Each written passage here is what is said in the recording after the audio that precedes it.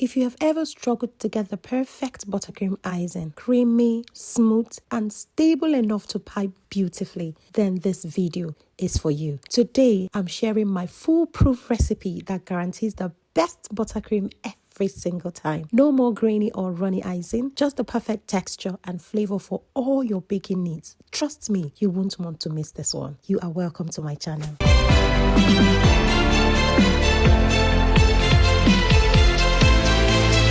All the items I'm going to be using in this video will be listed in the description box below, so do well to check on it. Most importantly, I'm going to be using the whisk and the flat beater attachment of the mixer. So let's get right into it without wasting any more of our time. I would like to indulge you to watch this video to the very end because I'll be sharing with you tips and tricks on how to achieve a smooth buttercream and also how to store your buttercream as well. So first and foremost, for this recipe, because I'm going to be using 500 grams of icing sugar, I would only be needing 625 grams of butter. And to achieve that, I'm going to be dividing one of the butter into 2 equal parts. The half I'm going to keep aside, and then the other half I will use. I am very particular about the type of butter I use, so I don't really use any one. I am so specific with the ones I use because I would always want the best. I'm not saying the others are not the best, but these has given me the results I always want, and I go out to get them. So the first thing I do is I'm going to soften my butter, because if you look at it the way it is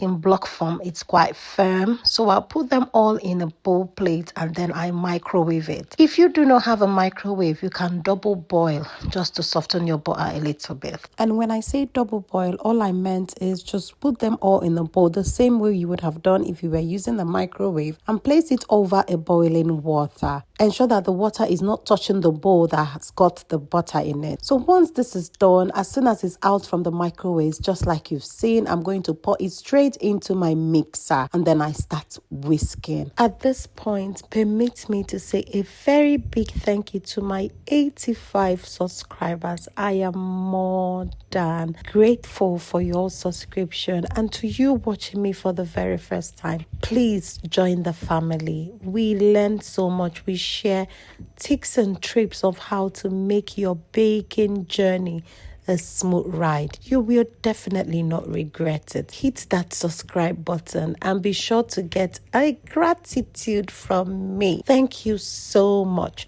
So we are going to be whisking until the butter becomes pale white. You will definitely see what I mean. But please take note of the current color is quite yellow.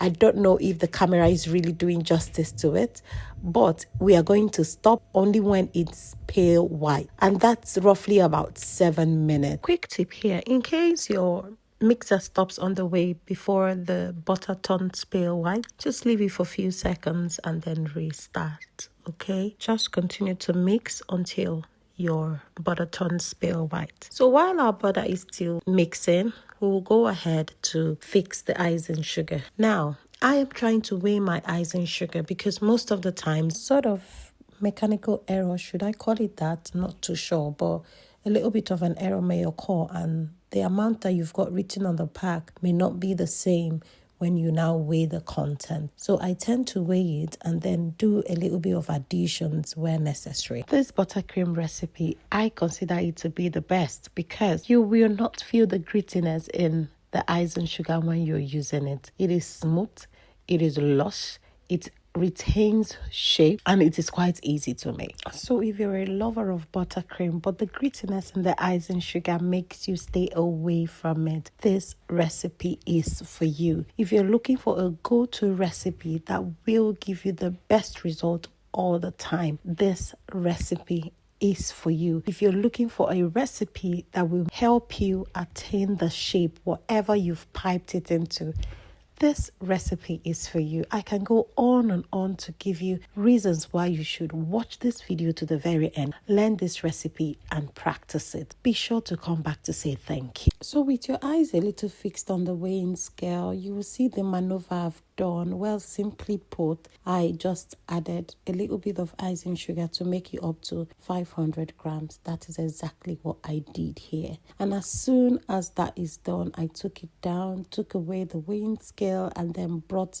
in a clean bowl. Measure out half cup of evaporated milk and pour it into the bowl. We are going to be microwaving the milk. At the same time, you can also double boil this just like we did with the butter. So as soon as this gets hot, bring it out from the microwave and then begin to add your icing sugar gradually. Please do me well to click the subscribe button, like and share this video to anyone you feel will benefit from it, and also turn on your notification bell so you could get notified each time interesting and teaching videos like this drops.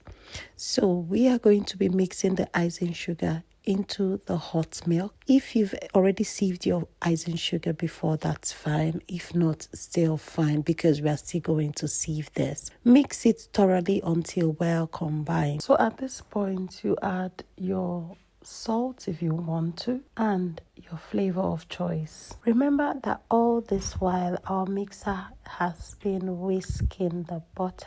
So it is time to switch it off and then transfer the milk and icing sugar mixture into your butter. If you can actually tell, there is a difference in the color of the butter when we started whisking and now. You could see that this color is actually pale white. So to transfer the icing sugar and milk solution, we are going to be using a sieve. That is why I said if you had sieved your flour, no problem. And if you haven't, no worries at all. Scrape off the excess from the sieve into the bowl as well and continue whisking. After a few minutes, you are advised to change the whisk into a flat beater.